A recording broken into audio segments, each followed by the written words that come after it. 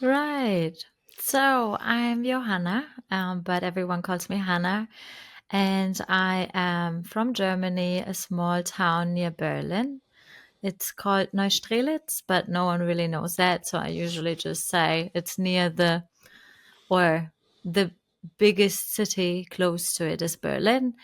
And I moved to New Zealand 6.5 years ago and live in Hamilton, which is on the North Island, and haven't really moved around outside of the city. So I move around heaps within that city, but I haven't been moving lots within New Zealand. Yeah. Nice. So you grow up in a small town near Berlin, and how was your life there? Like before leaving, were you working already? It was like Right. Yeah. So I grew up because it was such a small town. We kind of grew up there knowing that we will go to school there for the whole time. And then it's pretty much spreading out because you don't have a university. You don't really have many job opportunities. So we all kind of went to school knowing, okay, afterwards we just probably move to a bigger city or wherever we can actually get our education from. And even though I went to the gymnasium, which is like the highest school for university entrance, because of our system, how it works with uni, you sometimes have to wait a little bit to get a seat, kind of, because it's free-ish, so you have low study costs. Therefore, a lot of people can get into it, but then courses are filling up. So it's more like a grade-based system. And I just had to wait a little bit. And I was thinking of studying marine biology because I found that really interesting. cool. But I ended up because I would have to wait. And my mom was always like, nah, we are not sitting around. We are not waiting for anything. You are using that time useful. And so I went to Berlin to do a vocational training, which was in chemistry and biology. So it was pretty much then moving around, getting education. And then I decided that I'm rather working after my vocational training and not go to uni first, which I guess once you start working, it's really hard to make that decision to go back to uni. So um, I just found a job after that in another small-ish town, which is in the north at the Baltic Sea. It's called Greifswald. But it has a university as well. So even though it's small, it has quite a lot of young people, which is quite nice.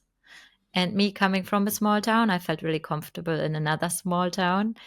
And it was just like 1.5 hours away from my hometown as well. So I could visit my family and go back and forth for the weekend. So that really suited my lifestyle.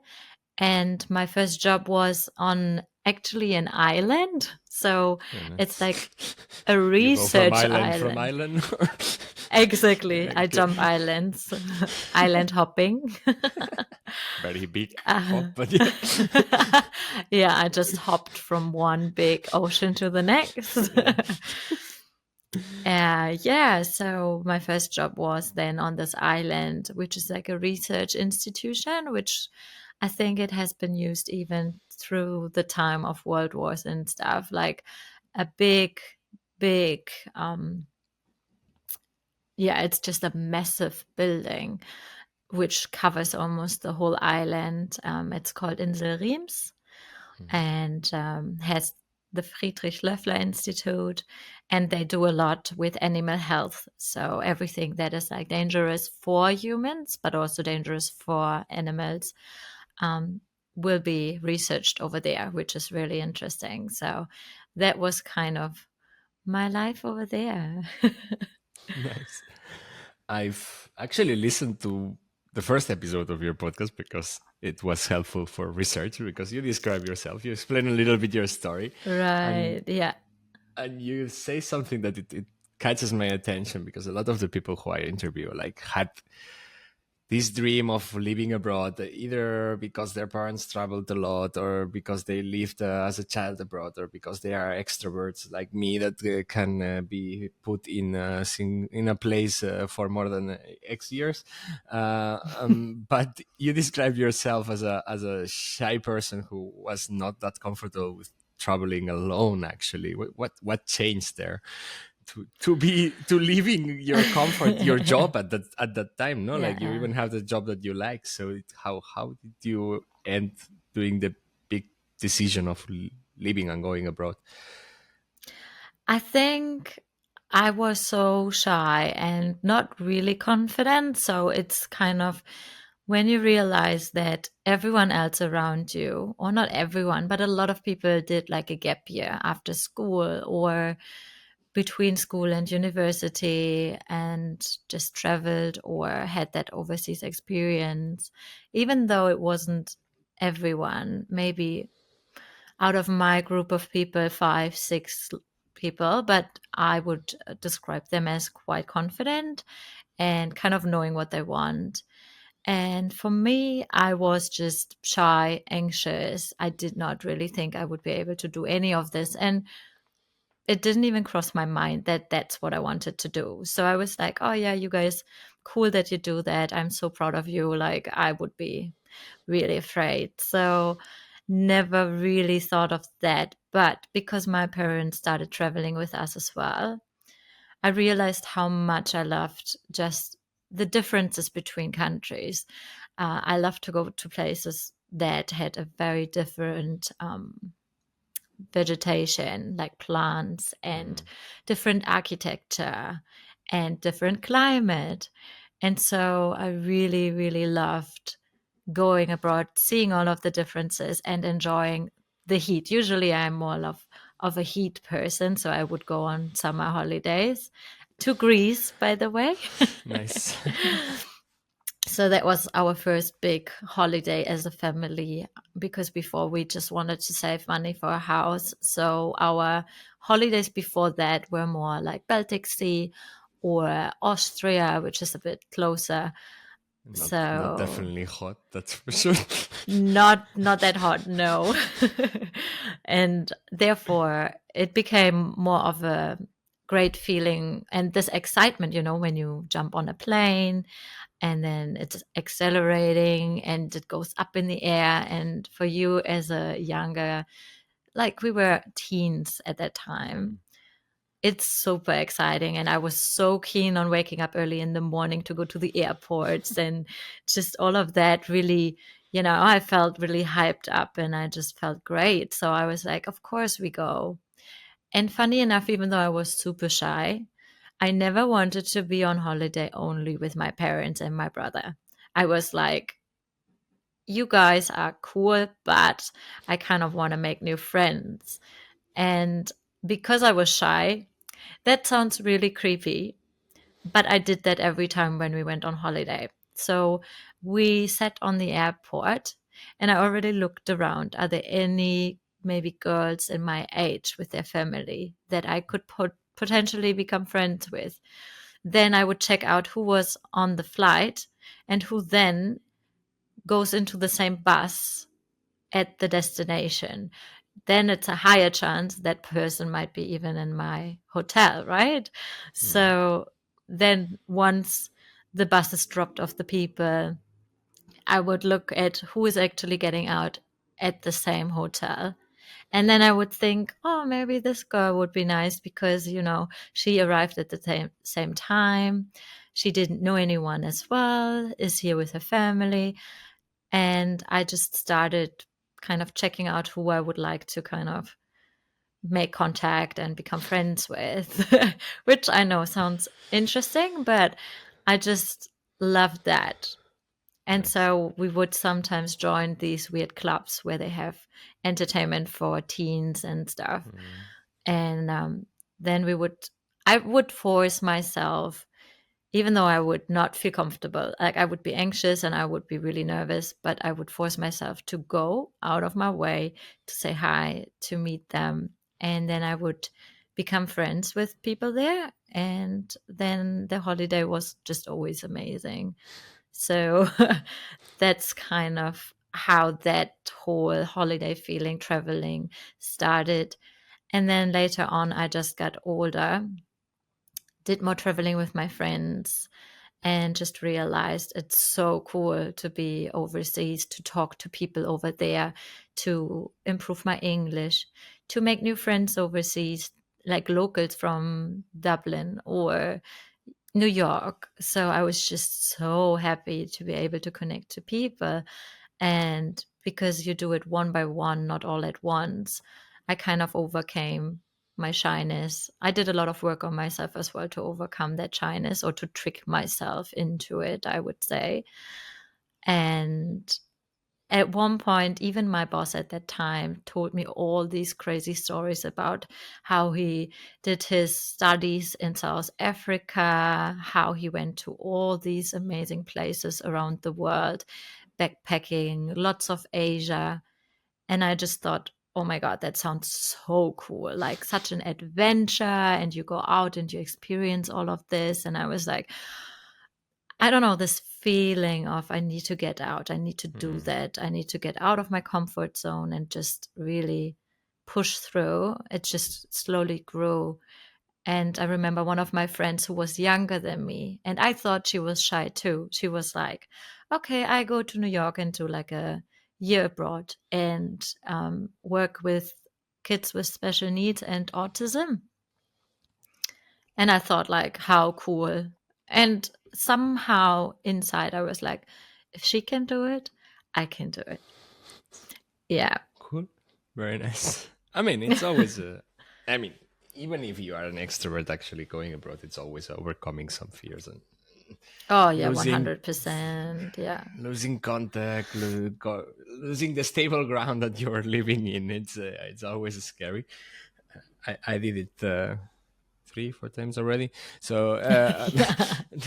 You're every an time I'm changing expert. country, yes, unfortunately.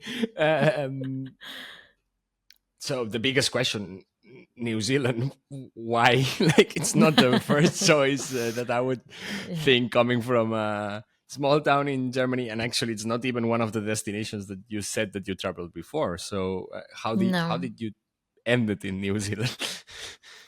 I think it was really a mix of a lot of things, or a few things. One of my colleagues actually told me about New Zealand, and I have to admit, I didn't think much of New Zealand before. I was like, well, I want to have an overseas experience. So, what might be coming in handy? I thought about New York because I've been traveling there a couple of times and I really liked it. Boston was really nice too. And I thought it has all these high end universities around. So probably has a lot of research. And where else did I apply for? Switzerland, Austria. And I just thought, okay, it doesn't have to be one country. It can be one country where I can feel myself living in. And one of my Mhm. friends also had an opportunity to go to Miami and said, okay, because we have learned the same thing. She was like, why don't you come with me and work for me? I was like, that would be super cool. And another friend had her cousin being a doctor in Australia, and he was in research and was like, oh, yeah, maybe we can set something up here. So there were a few options which, yeah, I was just interested in, and we would connect. But then they slowly fell through, and I was like, okay, it's not meant to be, right? So something will come up. And then my friend at work was like, you know what? I think New Zealand is my favorite country. It has everything. It has mountains, it has beaches, it has like a jungle type of thing. It has normal places, cities, and I was like, oh, I never really thought much about New Zealand at all. And I Mhm. didn't knew much about it, but I just thought I'd check out if they have jobs in my field, right? So I just Googled a bit and saw they have quite a lot of technician jobs in my field in Hamilton. Okay. And I was like, well, might as well send some more application, right? So I actually also did Google Maps and then the satellite. And then I just checked out how the houses look like, how the areas look like, if I could picture myself being there. And it felt kind of all right. And I was like, let's see. And I never heard anything back from most of the applications because I didn't have a visa for any of those countries. So they must have seen it. I ticked no visa and they must have been like in the bin. Yeah.